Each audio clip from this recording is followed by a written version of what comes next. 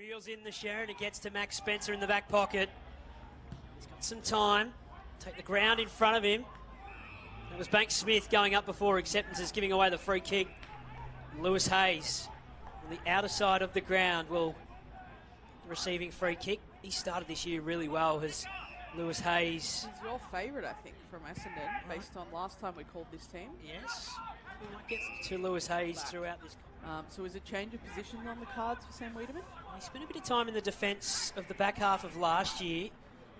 So now he's down space, and it's Moorhead reeling it in along the ground to Lewis Hayes. His kick partially smothered. Oh, we've got players down everywhere at the moment.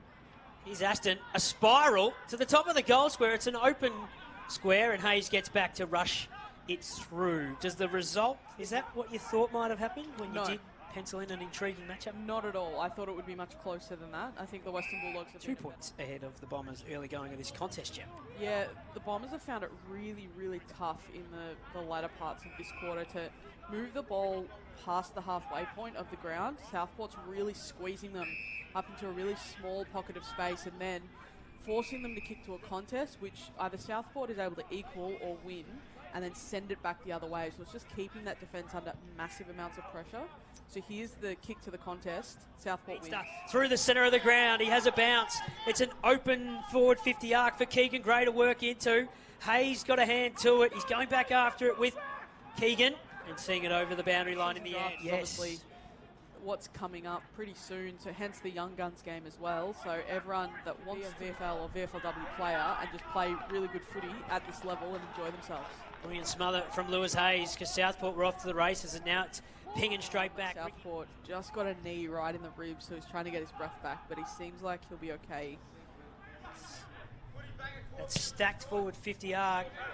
Hayes, easy pickings for the young man. Composure as he goes back. It's a completely different look at how Essendon's transitioning the footy. Here's Heron trying to cut a swathe through them. His handball was intercepted by Hayes, who was met by Keegan Gray. Throw me under the bus there, Joe. Certainly not my voice saying that. Foot smashed into Toma. Now another whistle. Tries to step around Roberts. Up the line he goes for Dixon. Hayes lurking. Horny's lonesome. Steps around Huey Dixon. Broke the tackle. Luau, though, in trouble. In trouble. Match. A couple of speedsters on show. And Paris wins the day. Back to Hayes. He went further back to Moorfield. Zach Foote and Willis were both sitting on their own inside 50. But it's nicely well weighted for Mackenzie Willis. Goes in the pocket for Lake. Oh, Lewis Hayes. That was Dustin Fletcher-esque.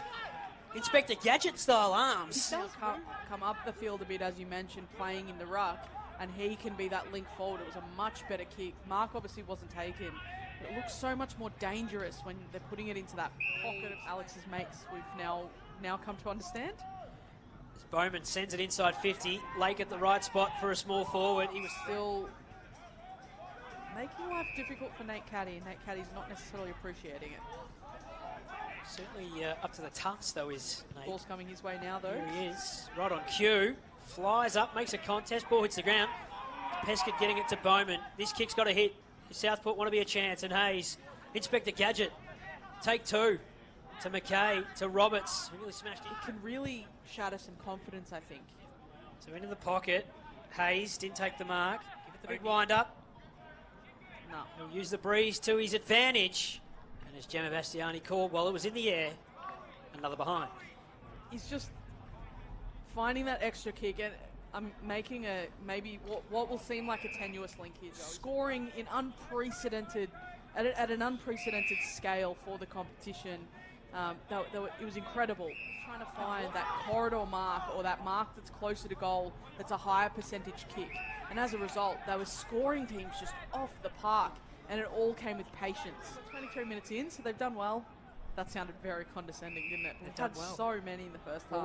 We talked about the ill discipline of Southport here. If you're just tuning in, you're not talking about the umpires have done well to find one. No. We're talking about Southport's ill discipline and even Essendon's that one. Here's Nick Williams bringing it to the broadcast side of the ground. It just goes to space. Vacant land. It's Banks Smith and Hayes. They both see it over the line. To Sexton. That's a dangerous ball for Will to stand underneath. Hayes has come a long way up the ground. Nyko did really well to not give away the free kick. Bring it to ground, and Foley got it now to Hayes. You waste your time waiting for 7:30 on a Tuesday. Here's Boyd Woodcock going inside 50. Hayes, maybe the weekend hero, takes the mark. Another one, Inspector Gadget. He goes across the ground. 16 to 8-10. 6 points the margin. 28 and a half minutes gone in this final term. From the jaws of defeat, the Southport Sharks will go home winners by 1 point. Heartbreak for the Bombers.